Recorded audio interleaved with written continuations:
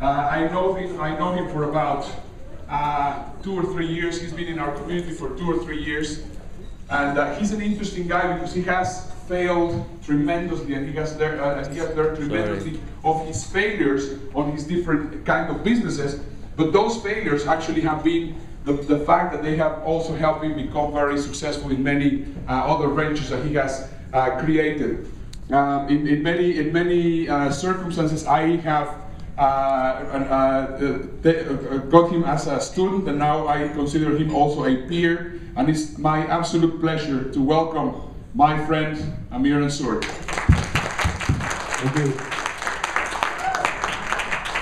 Thank you, Ernesto. Thanks for having me on. This weekend, I joined Ernesto's program 2.5 years ago. Amazing stuff. I connected to a lot of people. I work for myself, independent, so I'm a walking testimonial for Ernesto. Also, great presentation from Andy Shaw.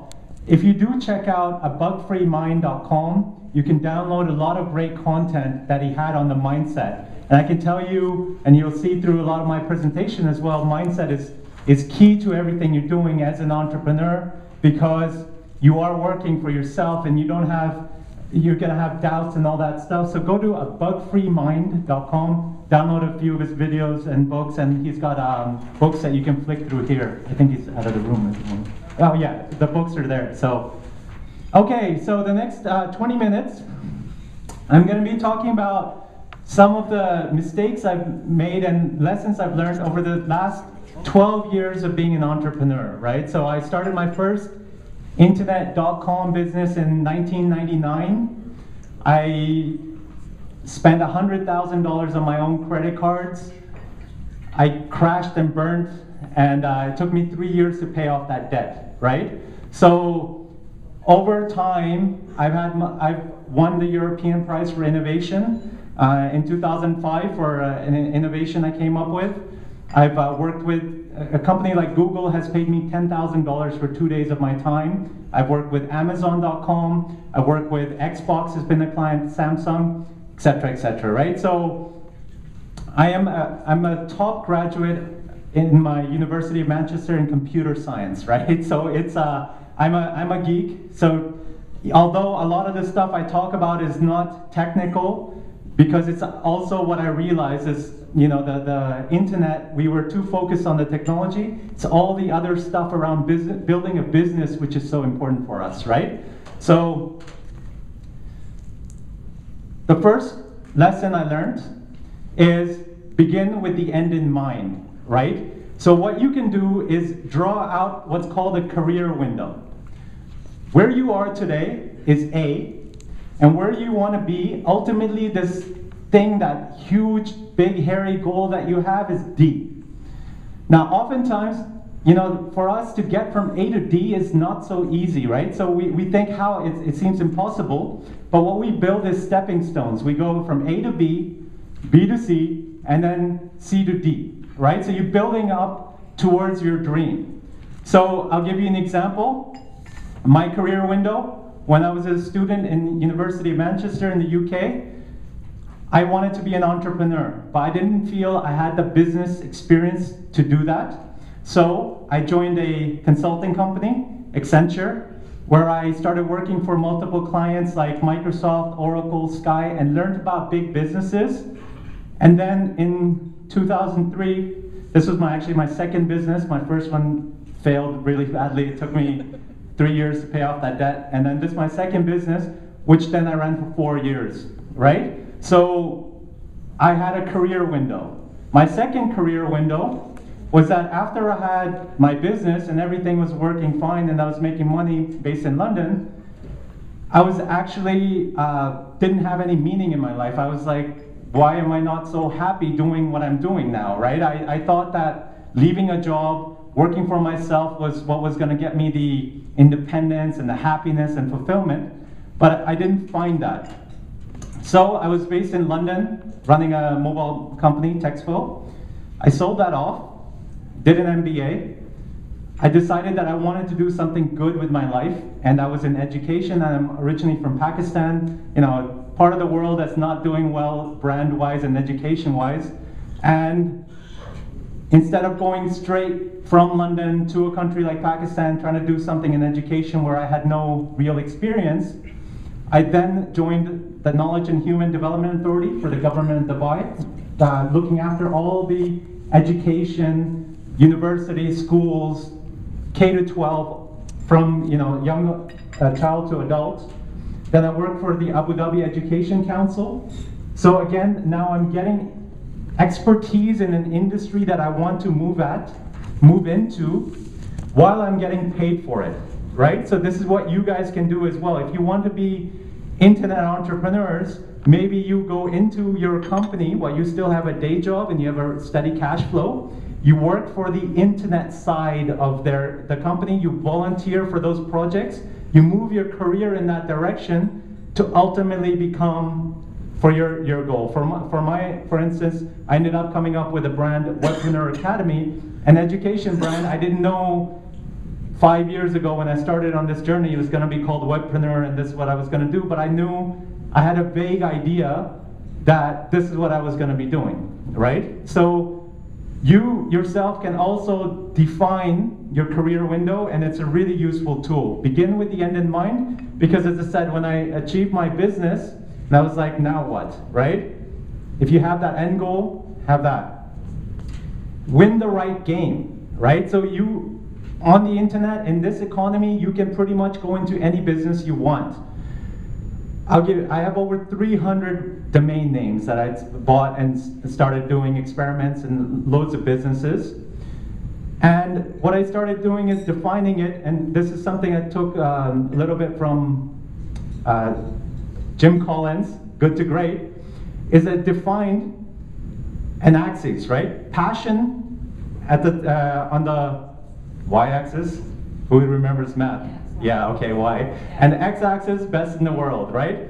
So I plotted all my ideas that I was working on. So I had a company that was selling insurance online. I had a hosting company. I had mobile application. Actually, this one I've taken down, but if you look at a presenter, you can text the word Webpreneur, text in your email address, you get the PowerPoint by email. That was an innovation I'd come up with, right? So if someone like Andy is speaking, you want to get their content, you can do that, and it's a whole thing. But what I realized is, it's doing too much stuff.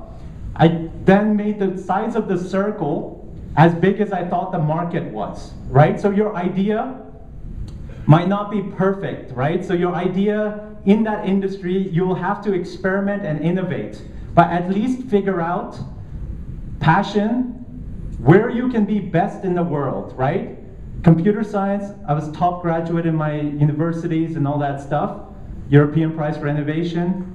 Even that, I narrowed it down to my niche in emerging countries, because I realized that, for instance, if you're a Pakistani, Iranian, you're Nigerian, you're gonna have a hard time selling on the internet. Why? Because you put up your company and then they find out that you're based in Nigeria, people are gonna stop ordering, right? So I help my students create a company in the US. It costs $400 or $500. In the UK, $100, $200. They don't even have to travel to the US. So now you can make your company look like you're from anywhere to anything, right? So all those, so I found my niche as well and made that. Now I would really recommend, you guys are gonna have thousands of ideas when you walk out of there. Try to pick your focus and where you can be best in the world, right?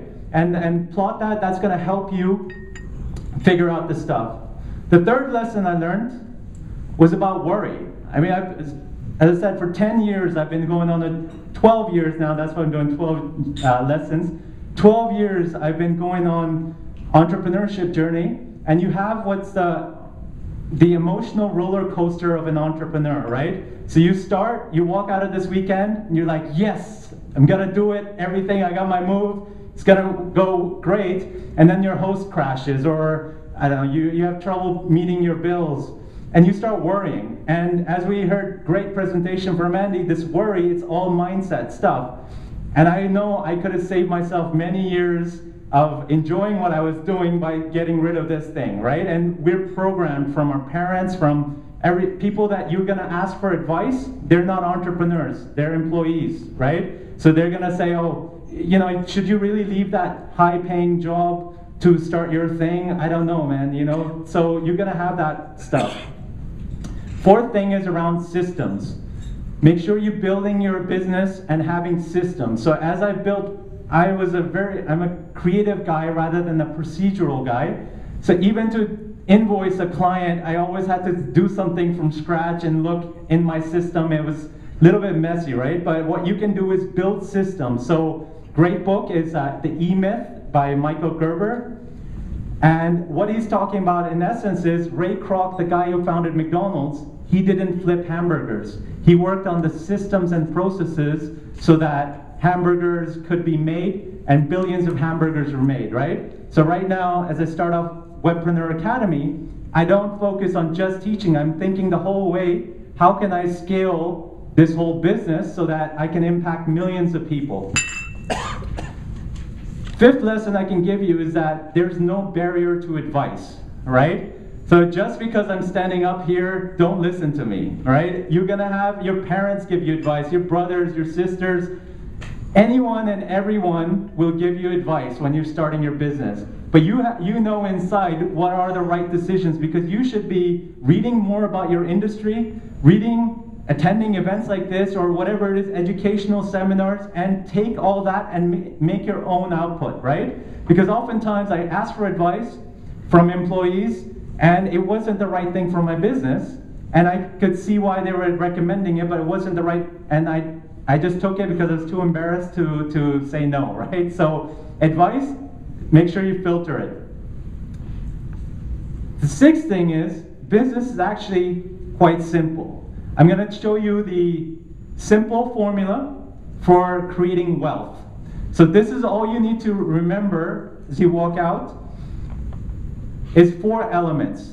The value you can add times the number of people you can help minus the number of people who can do what you do minus the cost to serve is the wealth created, right? So if you've done a little bit of algebra, you basically know that the top 2 elements you need to make as big as possible and the bottom 2 as low as possible. The value you can add. A heart surgeon will get $10,000 for an hour of his time. A doorman, you might give a $1 tip, right? Why? Because a heart surgeon saves your life. They've created much more value. Number of people you can help. If I make $10,000 helping 1 person, 20,000 helping 2, a million helping 100 people, right? So you can, the more people you can help, the better. So if the number of people in this room was double, we'd make double the money. Now where the internet helps, 2 billion people are now online. That's 2 billion potential customers you have. Number of people who can do what you do. How unique are you, right? If every one of us can do the same thing, it's gonna mess up your ability to create wealth. Why am I creating my own personal brand, Amir Anzur, and my academy brand? Because I know all my content, all this stuff will be copied, right? Because I'm focused on emerging economies.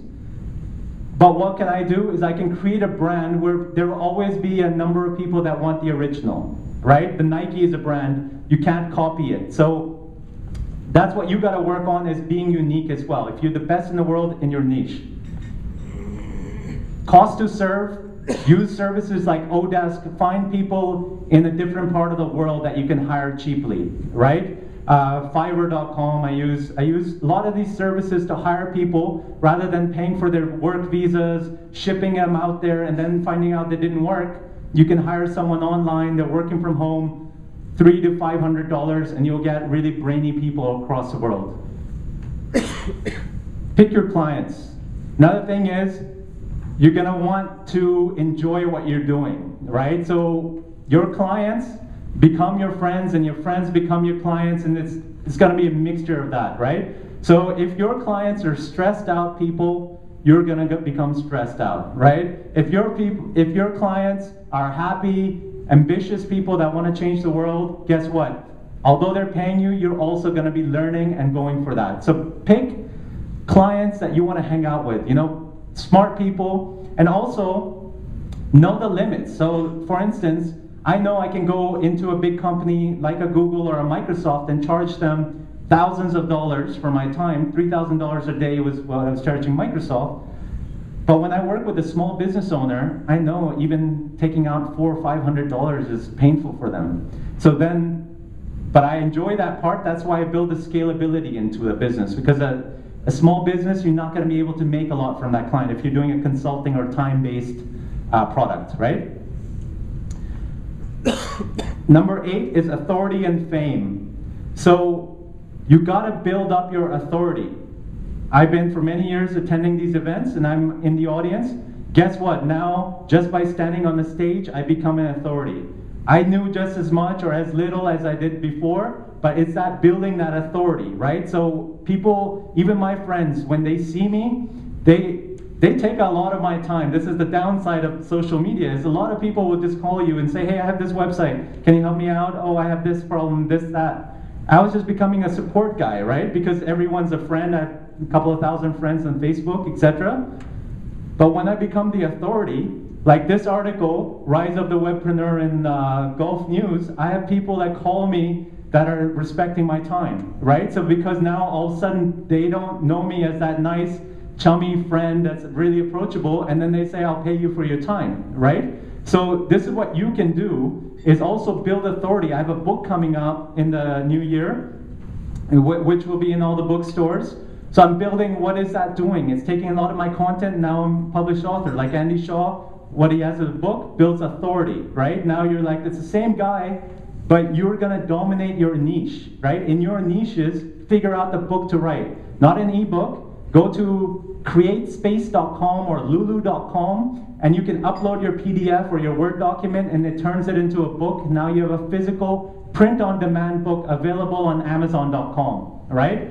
You can tell your friends, wow, I'm a published author, and if someone from Germany buys it, you say, I'm an international selling author, and in my book I have the world's best-selling book by Amir and Anzur, because it's my only book. So you can play around with the words, but you can build your authority. Let's see. How many of you would like to travel through time? Travel through time. If I could teach you how to travel through time, would that not be a cool thing? Yes? Okay, awesome. Well, you know from Marty McFly and Biff in Back to the Future. Who's seen Back to the Future, right? They're able to travel through time. They know all the sports results, right? So Biff is able to make a lot of money because he knows the outcome of the games. Because then he bets and then he knows the outcomes. Now this is how I learned how to travel through time. Last year, I was sitting in a Costa coffee shop, surrounded by cigarette smokers, and I said to my Emirati friend, what do you think about when they ban smoking indoors? He says, that'll never happen. Us Arabs, we love smoking too much.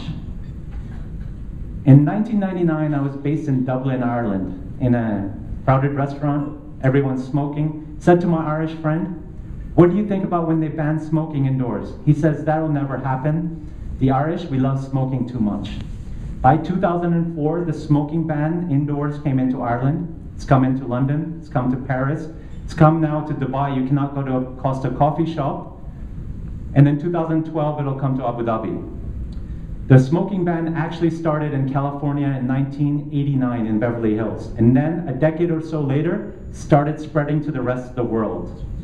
So if you can travel countries and places, you can travel through time. So if I want to see the future of a smoke-free restaurant, I can go to California, and if I want to see the past, I can come to Abu Dhabi, right? Now you as entrepreneurs, right?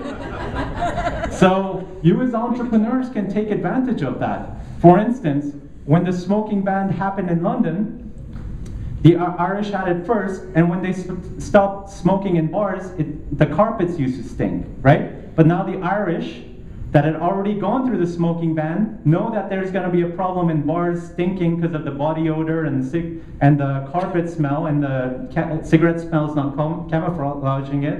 And they can bring in those products and services.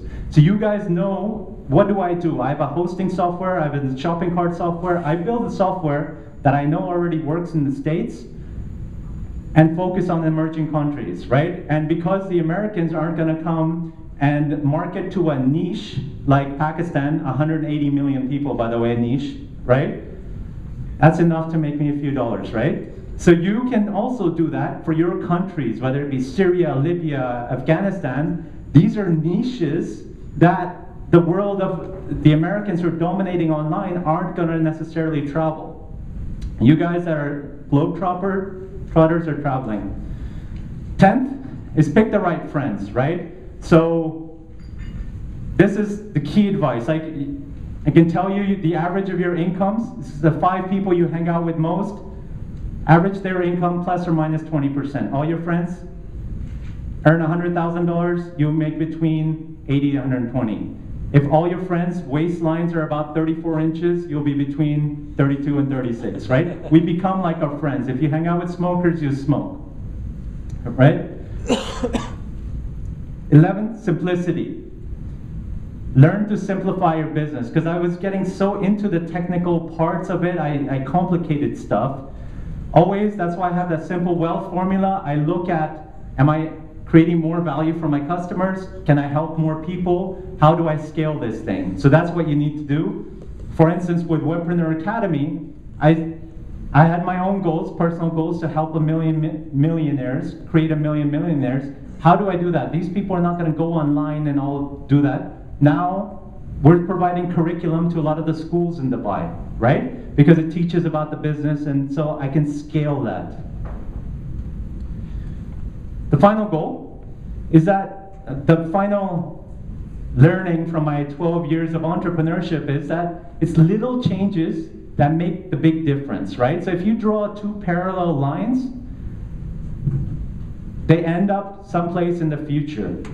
But if you just change the direction of that line 1 or 2 degrees, by the time you got out into the future, it adds up to a lot, right? So when you're going through your business, you feel like you're not actually progressing because you only made this little HTML page, or you figured out how to set up your autoresponder, but it just took you a week and it's taken so long, or you had this one article in a newspaper that you thought was going to blast your business, but it didn't. It got you 1 phone call. But it's little things that add up over time that are going to bring your business into being successful.